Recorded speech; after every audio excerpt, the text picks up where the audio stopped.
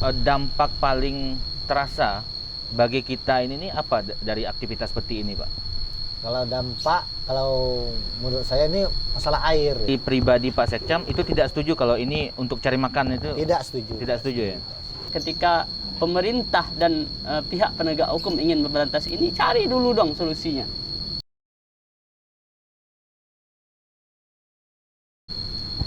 Assalamualaikum warahmatullahi wabarakatuh, Sobat Inspiring Channel. Kembali lagi di DME TV. Kali ini Sudut Pandang Podcast kedatangan tamu luar biasa, dua orang tokoh pemuda. Pertama ada Pak Sekretaris Camat Bangko Barat yang dikenal sebagai Sekcam Gaul di Kabupaten Merangin.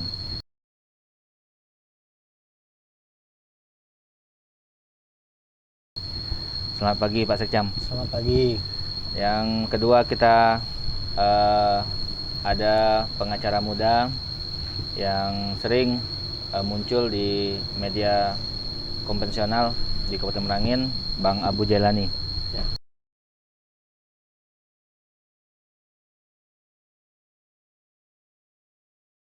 Selamat pagi Bang. Ya, selamat pagi. Baik Sobat Inspirasi, kali ini kita akan membahas tentang isu yang sedikit sensitif namun sangat perlu dibahas karena sangat berkaitan sekali dengan hidup orang banyak, sangat berkaitan dengan alam, dan tentu saja ini dibutuhkan solusi yang merakyat, tidak merugikan siapapun, yaitu penambangan emas tanpa izin atau peti, tambang ilegal. Pertama saya ingin ke Pak Sekcam terlebih dahulu, tokoh pemuda yang barangkali di daerah beliau ini juga ada aktivitas peti tersebut ya Pak Sekcam. Kalau pandangan Pak Sekcam sendiri dengan peti ini bagaimana Pak? Baiklah, kalau pandangan saya mengenai peti secara keseluruhan lah untuk di Provinsi Jambi kan. Jadi mungkin yang sedang digalak-galak oleh Pak Kapolda baru ini kan pemberantasan peti. Jadi kembali ke ruang lingkup kecamatan saya lah gitu. Karena kecamatan saya ini merupakan 6 desa di Kecamatan Bangko Barat. 6 desa itu mungkin peti banyak tidak, tapi pelakunya kemarin untuk kapasitas pelakunya 9 orang sudah divonis, sudah dibawa ke pengadilan ya? Pengadilan sudah divonis. Alhamdulillah kondisi hari ini, awalnya saya masuk kebetulan MOU, karena peti ini dari zaman-zaman dahulu kala ini peti di Merangin sudah ada kan? Sudah ada. Tapi kalau untuk di kecamatan saya lah, ruang lingkupnya kecil, itu petinya kelasnya kelas ini dompeng. Nah, dompeng. Jadi pandangan saya ya harus pertama pendekatan supaya jangan terjadi lagi pencemaran lingkungan yang ada di wilayah saya. Oh begitu. Jadi kalau menurut Pak Sekcam sendiri itu dampak paling terasa bagi kita ini nih apa dari aktivitas seperti ini Pak? Kalau dampak, kalau menurut saya ini masalah air ya. Masalah air, keruh kan. Dan juga kemarin ya kades lah kan, kades kan muaranya kembali laporan ke kecamatan. Pak Sekcam, Pak Camat, ayo kami keruh. Mana solusi ini? Atau ada penompeng sana kan? Termasuk suku anak dalam pun kami tidak bisa mandi Pak Sekcam karena air keruh kan. Tapi solusi kami, saya kan di Sekcam tuh sudah 1 tahun 4 bulan. Awal dulu juga saya sudah buat komitmen dengan Pak Kades, karena instruksi dari penegak hukum juga ke kecamatan harus di wilayah masing-masing nggak ada aktivitas penambangan emas tanpa izin itu. Jadi kami buatlah pertemuan, surat pun sudah kami layangkan. Namun di balik perjalanan itu upaya-upaya untuk menghilangkan keseluruhan kan bukan mudah tapak tangan. Semuanya berproses kan. Jadi itu kemarin sudah, tapi begitu kami rapat setelah 8 bulan kemudian warga kami kena ketangkap ya. di wilayah Wiku Tanjung kan. Itu 9 orang sudah divonis di wilayah. Jadi kan yang bikin dilema ini Pak Sekcam bahwa ada yang mengatakan bahwa peti ini adalah pencaharian baru bagi masyarakat. Itu bagaimana itu Pak Sekcam kalau mereka berdalih bahwa itu untuk cari makan? Kalau menurut saya ini bukan pencarian baru. Sebenarnya kalau yang kondisi hari ini kita kembali ke wilayah Wela kan. Karena saya asli Sekancing, tinggal di Sekancing. Saya kembali ke wilayah Bangka Barat Wela kan. Kalau kondisi kemarin setelah saya pantau, saya kan turun juga kan. Berupaya lah turun ke masyarakat, selalu menghimbau lah stop peti. Mana eskavator juga ada wilayah saya. Alhamdulillah dengan pendekatan kami keluar dengan pendekatan ke pemilik alat, keluar dengan kita menjelaskan Sungai Mengkarang keruh kan ada. Kemudian sudah alhamdulillah media sudah meliput itu. Nah, keluarlah alat. Nah, sementara yang dompeng juga kami pendekatan. Kalau kondisi hari ini Bangka Barat, wilayah ke Bangka Barat ya, bukan bilang tidak ada, ada. Nah, itu ada sekitar 2 titik. Tetapi dompeng. Artinya dari pribadi Pak Sekcam itu tidak setuju kalau ini untuk cari makan itu? Tidak setuju. Tidak setuju ya. Nah, ini kita perlu mendengar juga dari sisi hukumnya nih. Kalau dari sisi hukum peti ini bagaimana, Bang? Oke, baik. Kalau dari sisi hukum memang karena sampai saat ini peti ini belum dilegalkan dan memang menyalahi hukum menurut hukum.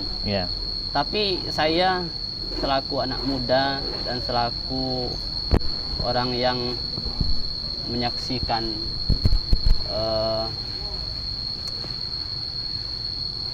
aktivitas peti ini, ya kan, ini bukan sekedar masalah hukum, tapi ini masalah keberlangsungan hidup manusia. Bukan di Bangko saja, bukan di Merangin saja, ya kan, ini berlangsung juga di Sarolangun, di Bungo, ya kan. Kalau masalah penegakan hukum, saya rasa terlalu naif kalau penegak hukum sampai saat ini tidak bisa memberantasnya. Seperti yang disampaikan oleh Pak Sekcam tadi, itu Pak Sekcam, yang 9 orang di Wiku Tanjung itu kebetulan saya pengacaranya. Itu saya kuasa hukumnya. Itu cuma dompeng, bukan alat berat. Ya kan? Itu baru 1 hari kerjanya. Baru 1 hari kerja langsung ditangkap oleh polisi. Ya kan? Nah, itu yang 1 hari saja sudah dapat. Lalu bagaimana yang bertahun-tahun? Kenapa nggak dapat? Ya kan?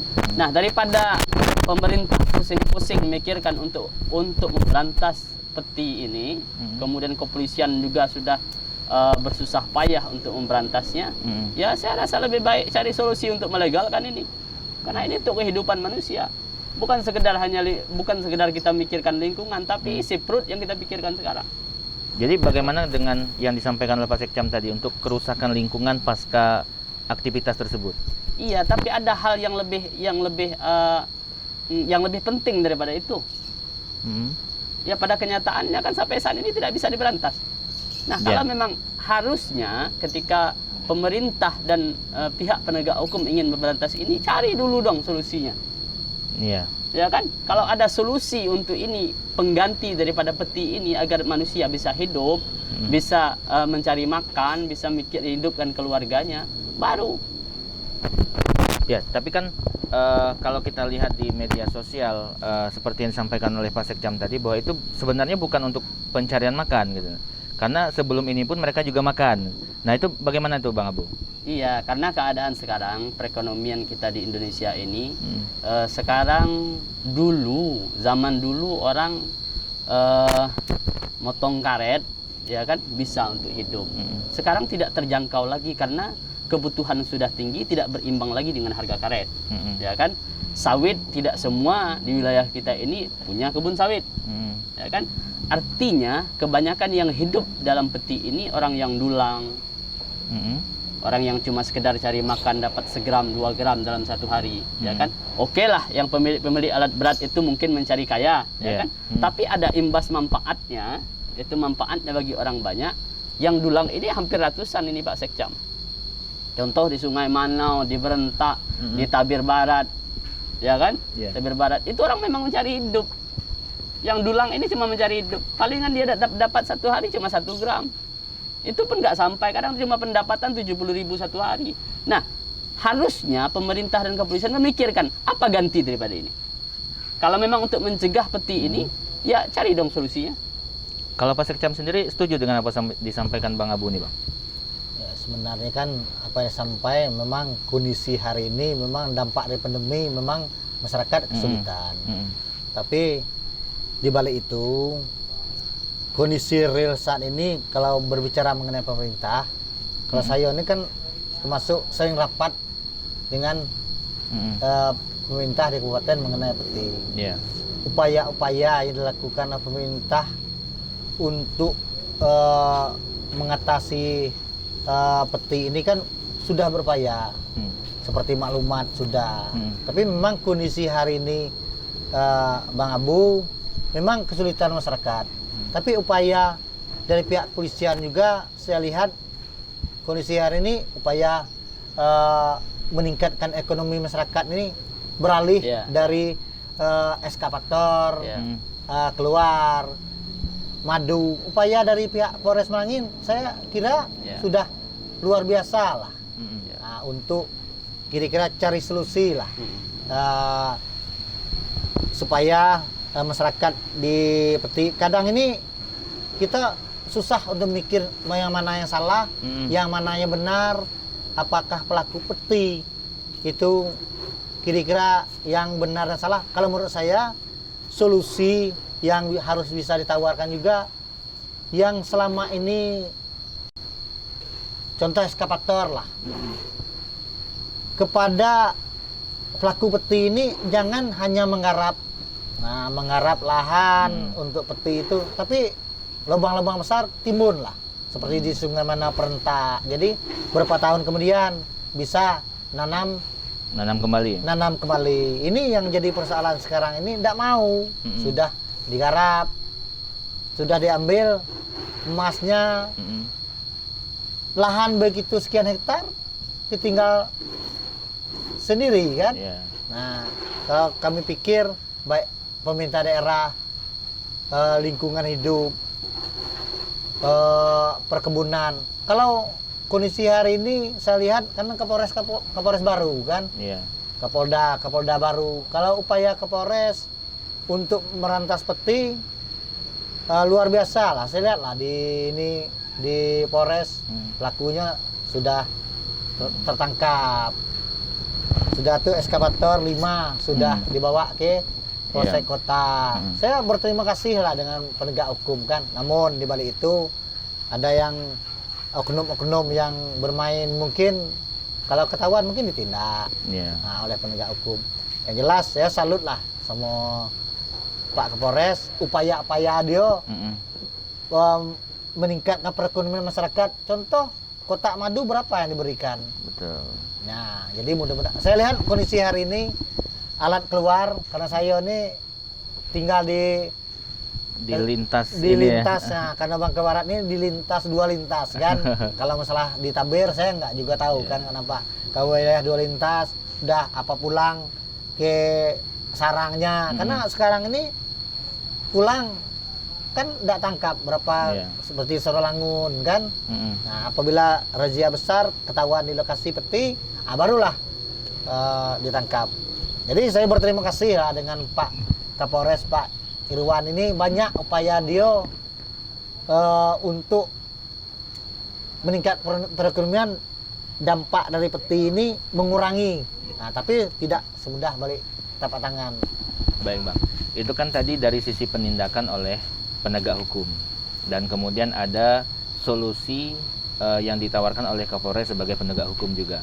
Nah, mungkin mengulang dari pertanyaan dari Bang Abu tadi, ini kalau dari pemerintah sendiri tuh sudah yang seperti apa, Bang?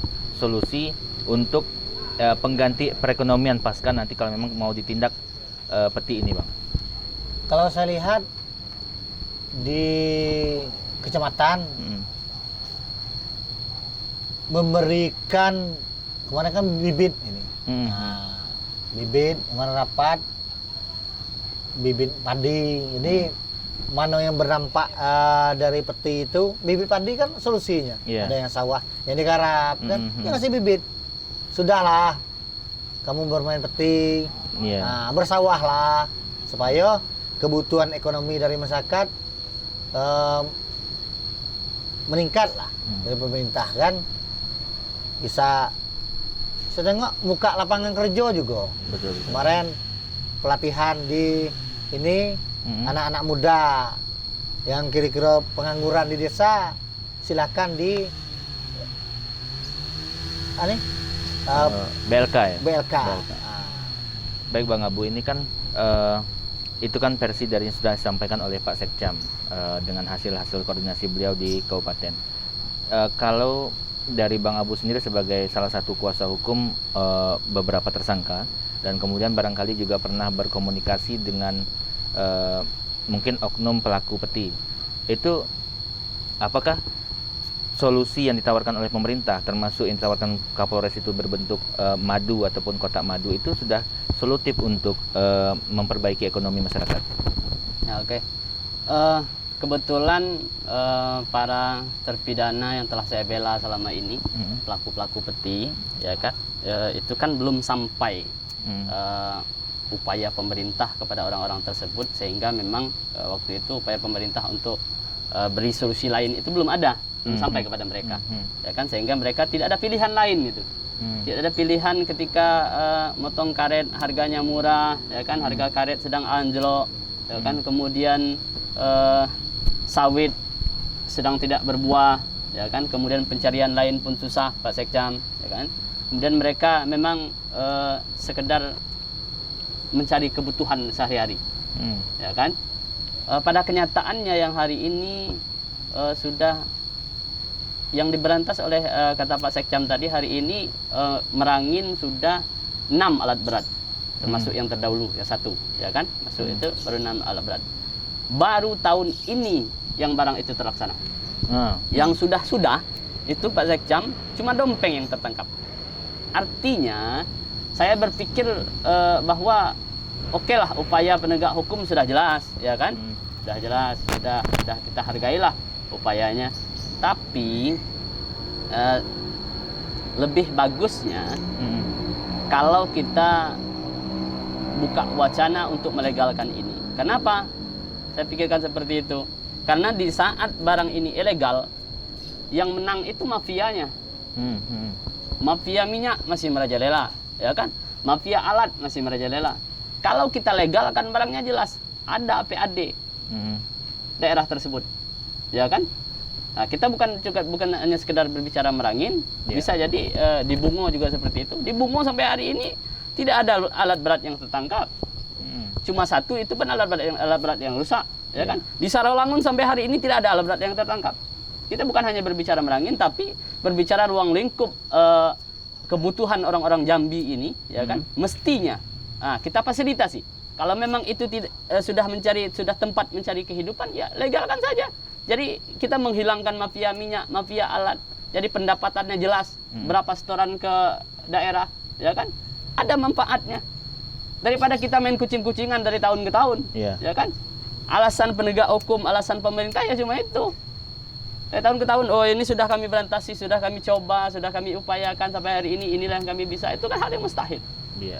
Nyatanya ada beberapa bulan yang lalu, ya kan, ketika Kapolda datang ke sini, itu 3 hari sebelum Kapolda datang ke sini, itu sungai sudah bersih semua.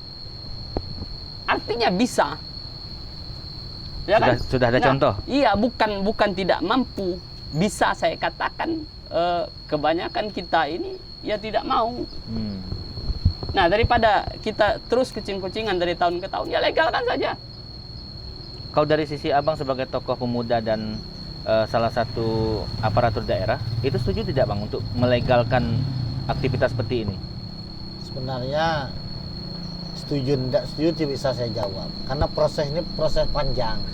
Pertama kita harus membentuk RT RW daerah kan sulit untuk membuat wacana, perlu proses panjang di pemerintah daerah.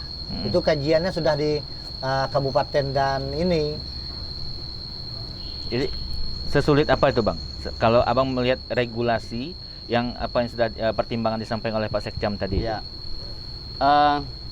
Sesulit apapun pekerjaan itu, kalau memang pihak penegak hukum dan pemerintah berupaya untuk itu, pasti ada jalannya, pasti ada solusi, ya kan? Kenapa? Daripada orang-orang daerah kita, anak-anak negeri kita ini cuma jadi penonton sama nanti kayak di Papua, ya kan? Itu gunung emas yang dibuka oleh orang. Tapi kita cuma jadi penonton. Jangankan orang Papua, itu negara saya tidak mendapatkan. Hanya cuma sekian persen didapatkan oleh negara, ya kan? Itu akhirnya. Nah, daripada kita jadi penonton di tanah kita sendiri, ya kita legalkan saja. Nanti bukankah nanti ketika kita legalkan itu barang ini jadi semakin meluas, karena kan saat ini saja dengan sembunyi-sembunyi dihantui dengan razia dan segala macamnya, alam kita sudah sangat rusak seperti yang disampaikan oleh Pak Sekcam tadi. Kemudian ada yang mengeluhkan tidak bisa mandi, ada yang mengeluhkan tidak bisa cari ikan, kemudian juga mengeluhkan tidak bisa beraktivitas di sungai. Apakah tidak ada kekhawatiran Bang kalau misalnya nanti dilegalkan itu akan semakin rusak gitu? Nah, maka tujuan kita melegalkan itu agar nanti ada kriterianya. Nah, ketika kita legalkan, di situ kita buat aturan. Itu pekerjaan pemerintah, pekerjaan DPR, pekerjaan penegak hukum, ya kan? Nah, maka ketika dilegalkan ada aturan yang mengaturnya sebagaimana mestinya agar barang ini teratur dan ada pendapatan yang jelas, tidak kucing-kucingan lagi. Kalau ilegal ini mafia yang semakin kaya, gitu kan? Rakyat yang cuma dompeng ditangkap, ya kan? Yang cuma dulang jual emas dulang di pasar ditangkap, ya kan? Yang punya alat mana? Nah, daripada kita terus begini, ya bagus ya kita cari solusi. Solusinya adalah legalisasi. Legalkan barangnya. Bagaimana Pak Sekcam? Kalau menurut saya itu kan yang saya sampaikan tadi perjalanan panjang untuk itu. Tapi saya melihat kondisi yang ada karena saya ini kan sering masuk ke lokasi peti itu berkali-kali lah. Contoh wilayah Tiang Pumpung ada berapa. Sekarang sudah habis tersendirinya. Pertama lokasi, keluar dengan sendirinya kondisi hari ini. Nah, kemarin itu ada berapa alat kan yang bekerja berapa bulan yang lalu. Kondisi hari ini kan sudah nggak ada lokasi lagi. Berarti mereka keluar dengan sendirinya karena sudah habis. Karena habis. Nah, karena berjalan begitu lama. Habis keluar satu. Yang saya lihat kondisi hari ini perental kan. Perental itu merental alat. Kan nggak telap kalau keuntungan nggak ada kan. Kembalilah alat ke si pemiliknya. Nah, setelah itu kita berkaca ke perentak lah dulunya. Berceceran alat 8, 10 di pinggir jalan. Kondisi hari ini kan tidak ada lagi. Artinya perentak nggak di pinggir jalan dulu penuh. Begitulah yang ada mungkin di Tabir Barat, di Morasial. Dengan keluar kondisi hari ini saya lihat alat yang keluar karena saya ini sering duduk di warung kopi lah. Karena saya selaku Sekcam nih pertama banyak duduk di masyarakat minum kan, lihatlah malam-malam kan alat keluar. Dengan kondisi baru-baru ini satu malam itu 3 alat, 4 alat sekitar seminggu yang lalu. Entah dari mana asal, apakah dari Jangkat, apakah dari Morasial. Yang jelas datangnya dari Luhak 16. Gitu.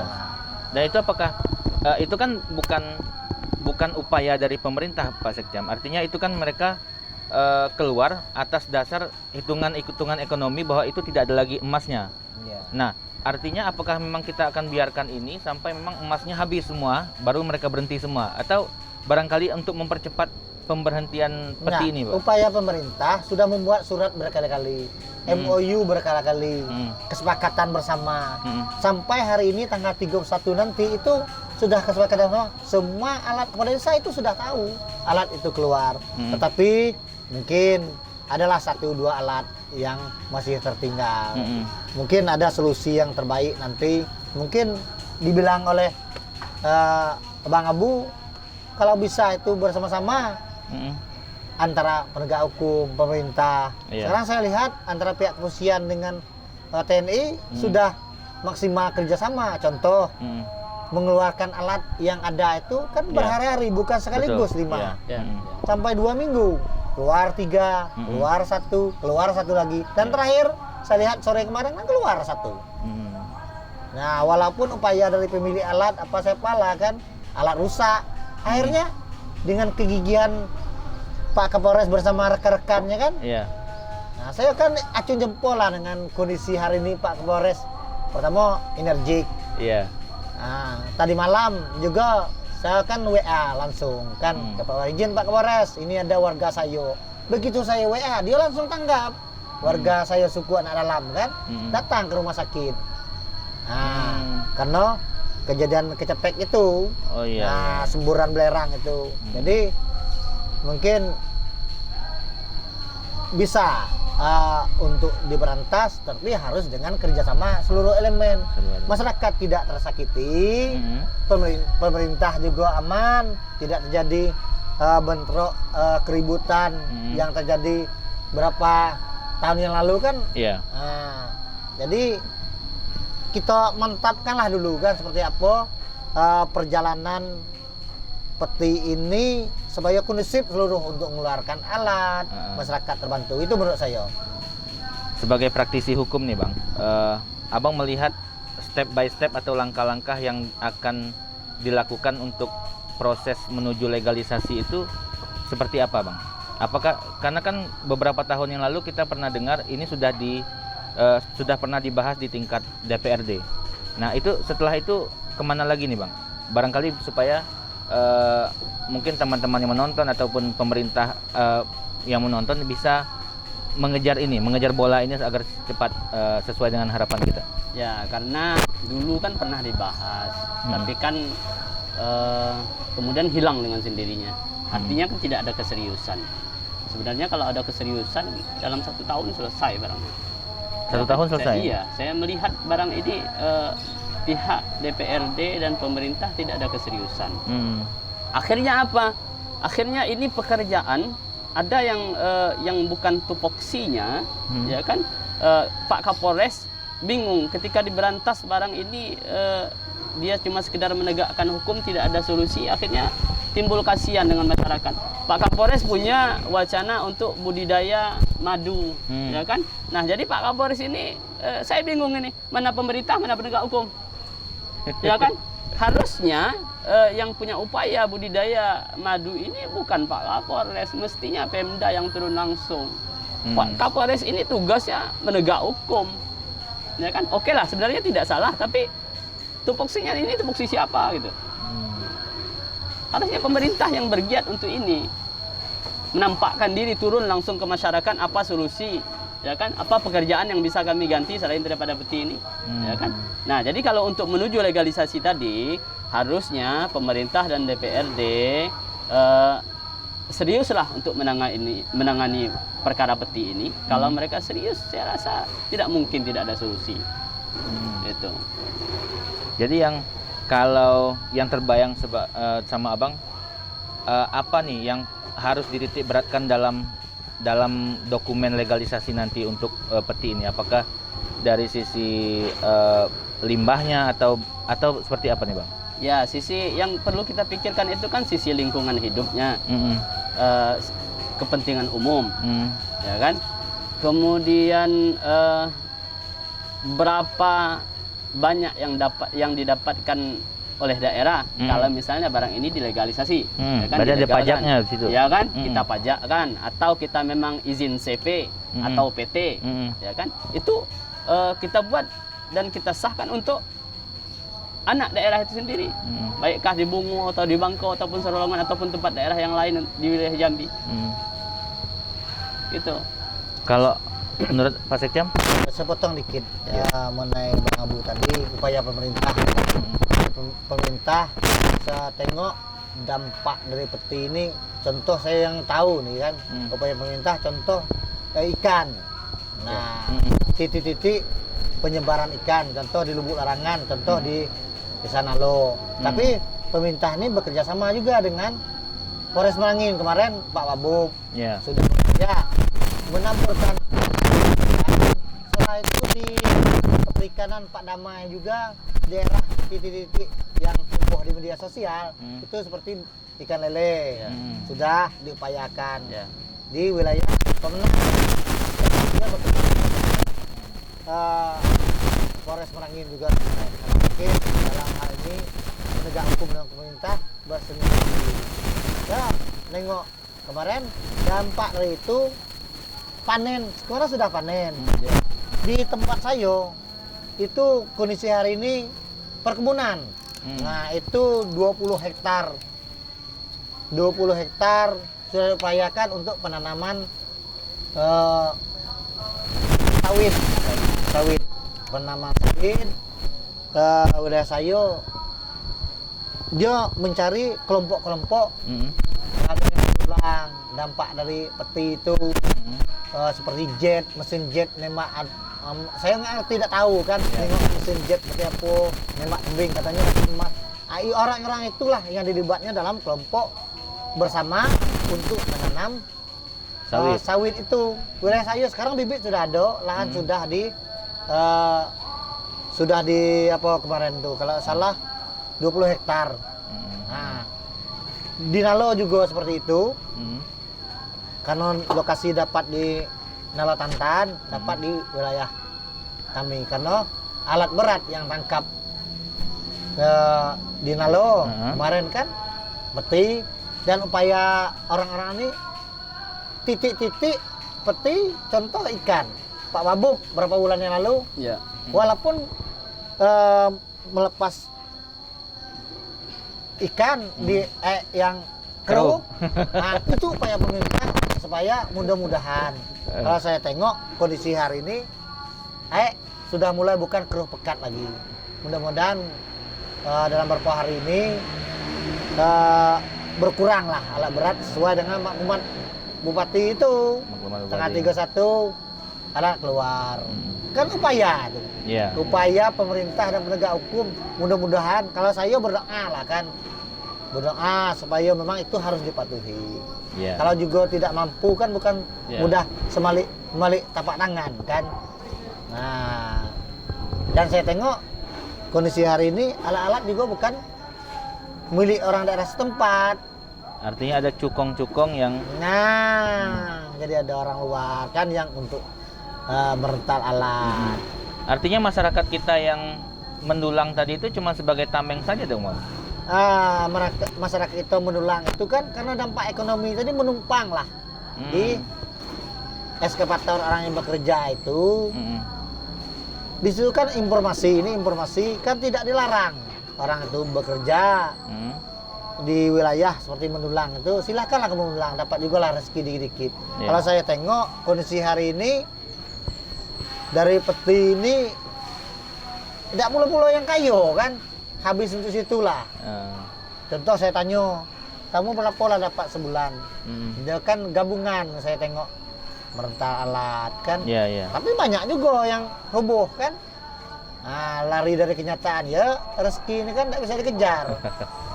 Nah, kalau nasib baik adalah rezeki dia kan. Tapi yang saya tengok yang di wilayah kami itu ada yang bertahan cuma 2 bulan.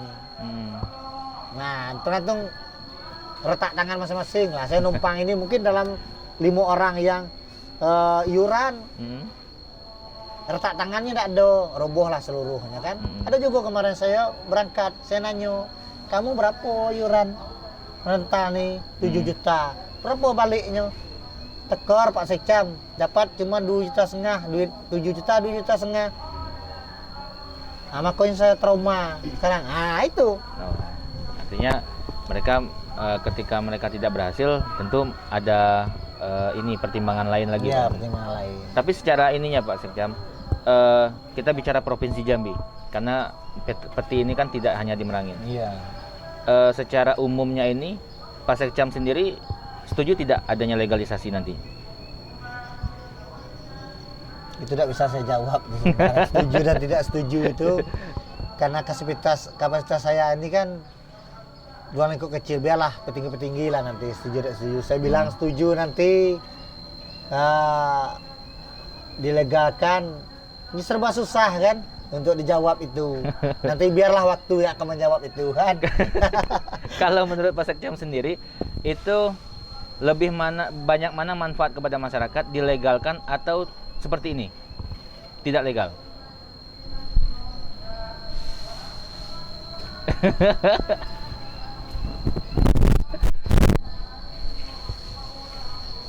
Dengan pertimbangan-pertimbangan yang disampaikan oleh Bang Abu tadi, dari dampak lingkungan, pajak kepada daerah, dan barangkali mereka tidak dihantui dengan razia dan segala macamnya lagi, itu lebih banyak manfaat dilegalkan atau tidak legal? Misalnya Dilegalkan, artinya Pak Sekjam setuju ya dilegalkan ya? Dilegalkan artinya jelas juga kan, jelas. Tapi itu yang saya bilang tadi, kesulitan saya itu kan prosesnya ya. Proses untuk legal itu saya yakin bergerak pun panjang. Artinya setahun 2 tahun anggaran itu belum tentu itu bisa disahkan. Walaupun bekerja sama kita kan pola kita kondisi hari ini banyak pergantian kan. Pergantian. Ini lagi pergantian kepala desa, sebentar lagi berapa bulan lagi pergantian kepala desa kan. Kita sibuk mengurus pergantian terus. Kemarin pergantian gubernur kan, kondisi hari ini belum ada titik kejelasan. Kesibukan itu yang membuat untuk rapat itu sulit Indonesia hari ini kan. Nah, tapi yang jelas saya berharap ini cari solusi dan jalan terbaik lah. Sesuai dengan lagu lah kan. Lagu Panci Pondang kan, cari jalan yang terbaik. Seperti apa lah kan. Baik, ini Bang Abu mungkin closing statement dari Bang Abu, barangkali ada saran atau barangkali apa yang langkah-langkah berikutnya yang mau kita ini sampaikan. Ya, harapan saya selaku rakyat Jambi umumnya, ya kan, saya berharap bahwa ini bisa dilegalkan. Karena apa? Saya pikir lebih banyak manfaatnya ketika barang ini dilegalkan, ya kan? Untuk keberlangsungan hidup manusia, bukan sekedar untuk kehidupan hari ini, cuma kita berpikir keberlangsungan hidup manusia untuk hari-hari yang akan datang. Dan mudah-mudahan pihak pemerintah ataupun anggota dewan legislatif dan para penegak hukum bisa mencari solusi yang terbaik. Baik, Pak Sekjam silakan closing statementnya. Kalau menurut saya kondisi hari ini harapan lah ya. Harapan saya mengenai peti ini cari jalan yang terbaik dan kondusif dalam penindakan. Karena ini tidak mudah membalik tapak tangan untuk proses ini. Saya berharap cari solusi semua elemen lah. Semua elemen harus bersatu padu untuk menyelesaikan persoalan-persoalan yang ada masalah peti ini. Dan juga saya kondisi hari ini cukup banyak berterima kasih dengan kondusifnya. Tidak terjadi contoh dalam penindakan pihak keamanan, baik masyarakat terkotak-kotak dan bentrok dengan penegak hukum, bentrok dengan pemerintah yang turun. Nah itu. Dan lagi juga saya berharap juga kepada kawan-kawan untuk menjernih lah dengan kondisi hari ini, menjernihkan suasana. Jangan di media sosial lah kawan-kawan yang tidak benar. Contoh ini saya tengok akun-akun palsu ini banyak bergentayangan lah. Bahwa situ di wilayah, contoh wilayah saya, di situ sedang berlangsung peti, setelah dicek tidak ada. Jadi saya berharap untuk membuat berita di media sosial, bukan berita ya, hoax. Status. Ya, status. Status baik masyarakat yang ada di kecamatan, di kabupaten membuat status tuh ya benar-benar lah. Jangan sembarangan diketik. Jadi jangan nanti isu-isu muncul menyalahkan kehebohan. Nah, itu pernah terjadi di wilayah saya itu. Nah, kehebohan di situ sedang air keruh, padahal hari hujan, ada tebing runtuh. Nah, begitu. Jadi harapan saya untuk ke depan cari cemanalah yang terbaik, baik pemerintah, masyarakat jangan tersakiti, penegak hukum aman. Itulah saya berharap itu. Siap. Baik, Sobat Inspirasi, demikian bincang-bincang seru antara kita bertiga. Ada Bang Abu dari Praktisi Hukum dan Pak Sekcam Bangko Barat. Saksikan terus DME TV. Assalamualaikum warahmatullahi wabarakatuh.